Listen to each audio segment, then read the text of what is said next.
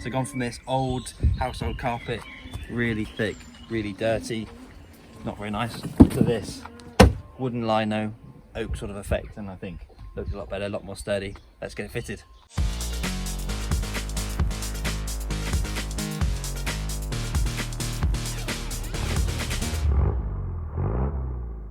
So I just received this parcel of some oak effect lino. At the moment I've got just, you know, standard sort of house carpet in the back, which has definitely served its purpose over the last few months, quite a lot of months now actually, but it, you know, picks up dirt, and this is not only for camping. You know, you want to chuck wood and different bits and pieces, and carpet, this thick carpet just absorbs everything.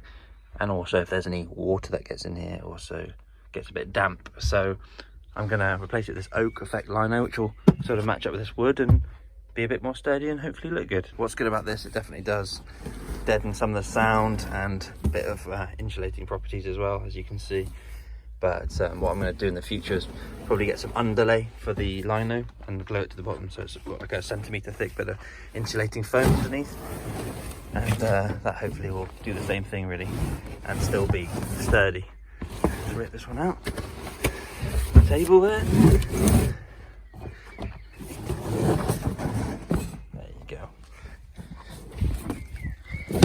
So pretty straightforward really. Obviously just got my storage system here, checker plate, and then my homemade wood one there. So that's what I'll have to do, is cut a sort of flap in the lino here so that I can still access that, which will be pretty easy to do.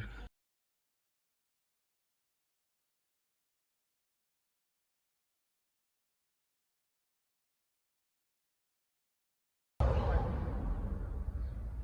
there you go. It is just over 6 foot. So I always say it's 185, and that is right.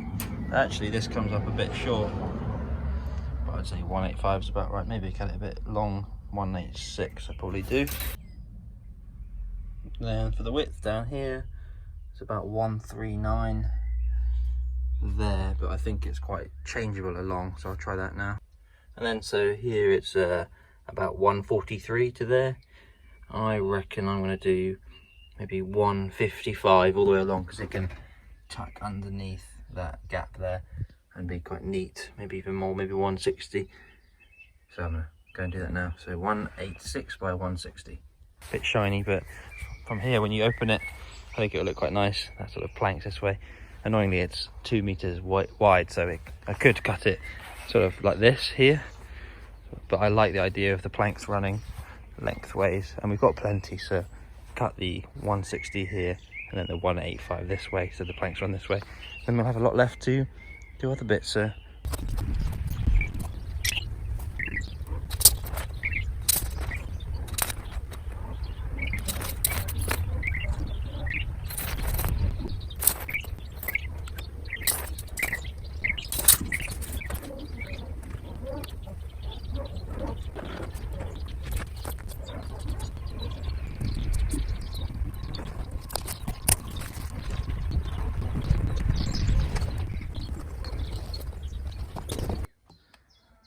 So I've just cut it to length and to width, roughly, and now I'm going to try and lay it in. It's quite good because it's it's like a foam, sort of, it's almost like a dense foam material underneath, so it should dampen some of the sound. It should look quite nice.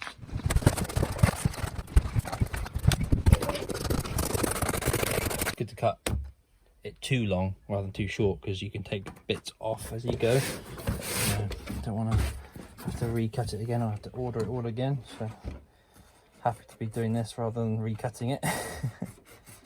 Need to think of some sort of end to have over the end here to finish it off, because obviously you're going to be getting in and out, chucking things in the back, and this is going to fray up and doesn't look very nice with that white edge. So maybe a piece of aluminium with a slight curve on the end would be quite nice.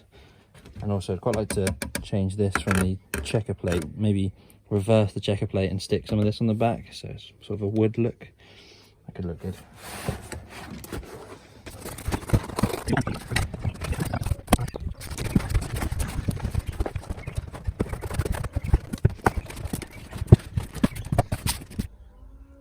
So there's the first look. I'm pretty happy with that. It looks like wood to me. I think the only thing that lets it down is this edge, and also that it's still a bit like it's been rolled up for obviously months, and hopefully it'll bed down, sit down here. I'm gonna put the cupboard in the cupboard along here. We'll obviously sit it down, and then when we get the cushions back in, you won't see that edge there, so it will look even better. But hopefully it will all bed down a little bit and flatten out as time goes on. But I'm pretty happy with that. I like the look of it. Just need to put an edge on this and carry on until I can get some proper metal, or I don't know, just need to think of an idea to cover this up. And the shops are open again. I'm going to use this gaffer tape just to tape over the edges and keep it from getting damaged, really.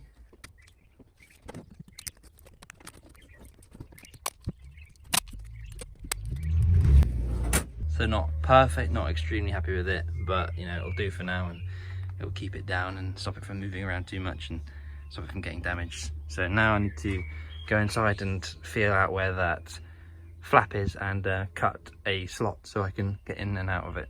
So what you should do is when you find the...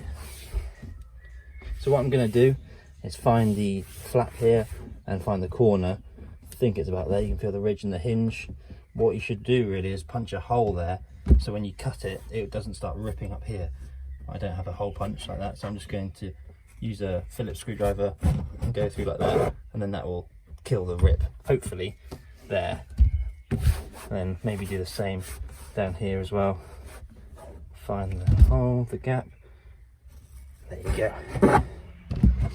Try cut straight. Cuts aren't very straight. Sorry about the traffic. There you go. There's one. Not to be too neat. Back there as well. There you go. And do the same here.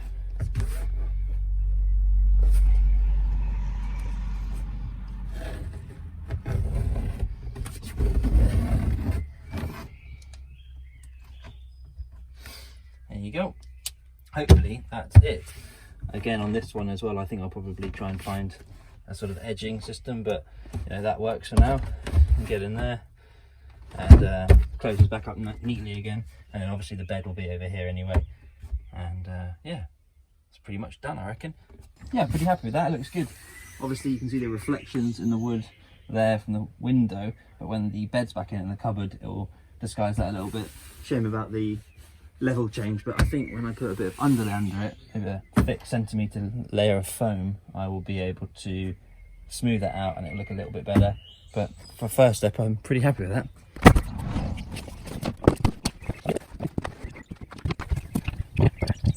Well, that finishes it off quite well.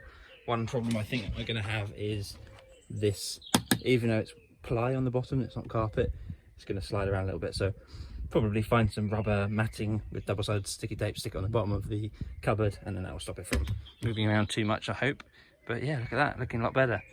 So I was going to have sort of a teak decking like in the boat with the black stripes down the middle, but that was proving to be too difficult to get it in and out, and also too expensive.